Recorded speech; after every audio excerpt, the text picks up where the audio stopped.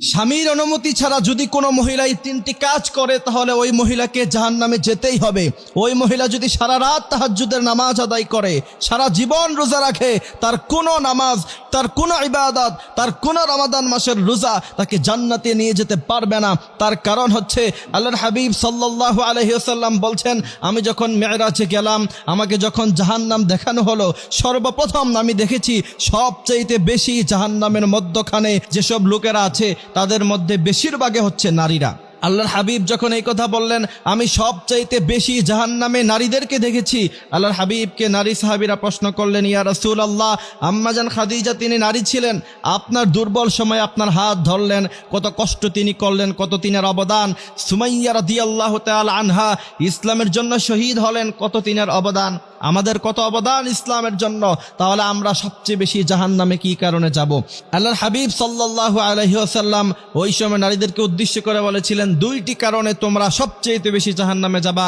তার মধ্য থেকে প্রথম নাম্বার কারণ হচ্ছে স্বামীর নাফরমানি করো। তোমরা স্বামীকে কথায় কথায় খোঁটা দাও আর স্বামীর অবাধ্যতা করো। এই জন্য আমাদের মা বোনেরা অবশ্যই খেয়াল রাখতে হবে, এই তিনটি লক্ষণ যদি আপনার মধ্যখানে থাকে তাহলে আপনাকে বুঝতে হবে সারা জীবনের সমস্ত ইবাদত যদি এক পাল্লায় রাখা হয় আর স্বামীর সাথে যে নাফরমানি করেছেন সেটা যদি আরেক পাল্লায় রাখা হয় তাহলে আপনাকে জাহান্নামের পাল্লাটাই ভারী হয়ে যাবে, আপনাকে জাহান্নামে যেতে হবে। তো প্রথম নাম্বার যে কাজ করা যাবে না, স্বামীর অনুমতি ছাড়া কোনো ধরনের কোনো চাকরি বাকরি করা যাবে না। আপনার স্বামী আপনাকে অনুমতি দেয় নাই। অনেক পুরুষ মানুষ আমাদের কাছে ফোন দিয়ে কষ্টের কথা বলে যে হুজুর আমার স্ত্রী চাকরি করে, আমি সেটা পছন্দ করি না। একজন সভ্য পুরুষ কখনো এটা সহ্য করবে না যে তার স্ত্রী তার কলিগের সাথে গিয়ে বসবে, ছেলেদের সাথে কথা বলবে, সারাদিন অফিসে কাজ করবে। এটা কখনো একজন স্বাবলম্বী পুরুষ এটা পছন্দ করতে পারে না। আপনার স্বামী যদি আপনাকে অনুমতি না দেয় তাহলে আপনি কখনো চাকরি করতে পারবেন না। আপনি যদি আপনার স্বামীর অবাধ্য হয়ে আপনি চাকরি করেন, আপনি যদি আপনার স্বামীর কথাটা না শোনেন তাহলে সারা জীবনের কোনো ইবাদত আল্লাহ তাআলার দরবারে কবুল হবে না। স্বামীকে কষ্ট দেওয়ার কারণে আপনাকে জাহান্নামে যেতেই হবে।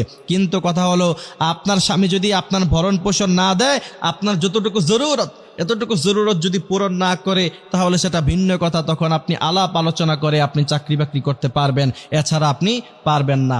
দ্বিতীয় নাম্বার যেই খারাপ গুণটি আপনার মধ্যে থাকলে আপনাকে জাহান্নামে যেতেই হবে সেটা হচ্ছে স্বামীর অনুমতি ব্যতীত স্বামীর সম্পদ যদি আপনি দেদারসে খরচ করতে থাকলেন আর স্বামী যদি সেই কারণে মনে কষ্ট পায় তাহলে অবশ্যই আপনাকে জাহান্নামে যেতে হবে।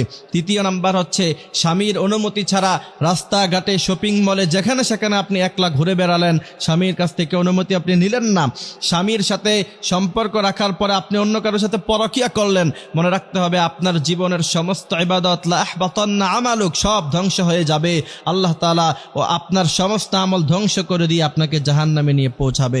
এর জন্য এটা খুব সাবধান। এর জন্য আল্লাহর হাবিব বলেছেন, নারীদেরকে উদ্দেশ্য করে বলেছেন, দুইটি খারাপ গুণ তোমাদের মধ্যে আছে, এক হচ্ছে খোঁটা দেওয়া আর এক হচ্ছে স্বামীর নাফরমানি করা। স্বামী হচ্ছে আপনার জীবনে সবচেয়ে গুরুত্বপূর্ণ ইম্পর্টেন্ট ব্যক্তি। আপনার স্বামী আপনাকে যেভাবে চলতে বলবে সেভাবেই আপনাকে চলতে হবে। তবে কোনো স্বামী যদি জালেম হয়, সে যদি মাজলুম করে, স্ত্রীর ব্যাপারে কঠিন কথা আছে।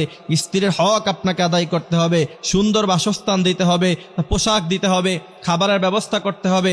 এই সব কিছু যদি আপনি তাকে না দিতে পারেন, আল্লাহর হাবিব বলছেন তোমার বিয়ে করার প্রয়োজন নাই। কিন্তু আপনি স্বামী হিসাবে আপনার সব হক আদায় করার পরে আপনার স্ত্রী যদি আপনার কথা না শোনে তাহলে সেও আল্লাহ তাআলার কাছে জবাব দিতে হবে। এই জন্য স্ত্রীদের সাথেও খারাপ ব্যবহার করা যাবে না। আল্লাহর হাবিব বলছেন যে আমি আমার স্ত্রীদের কাছে সবচেয়ে ভালো পুরুষ, আর যে তার স্ত্রীর কাছে ভালো পুরুষ হতে পারে সে প্রকৃতপক্ষে ভালো মানুষ। এই জন্য এটা খুব খেয়াল রাখতে হবে। বিশ্বনবীকে প্রশ্ন করা হয়েছিল, ইয়া রাসূলুল্লাহ আপনি সবচেয়ে বেশি কাকে ভালোবাসেন? আল্লাহর হাবিব তখন বলেছেন, ক্বালা আয়েশা, আমি আমার আয়েশাকে জীবনে সবচেয়ে বেশি ভালোবাসি। সুবহানাল্লাহি ওয়া বিহামদিহি সুবহানাল্লাহিল আযীম। এর জন্য প্রিয় ভাইরা আমার, প্রিয় বোনেরা আমাদেরকে এগুলি খেয়াল রাখতে হবে। আল্লাহ তাআলা আমাদেরকে কথাগুলি বোঝার, মানার তৌফিক তিনি দান করুক। আমিন।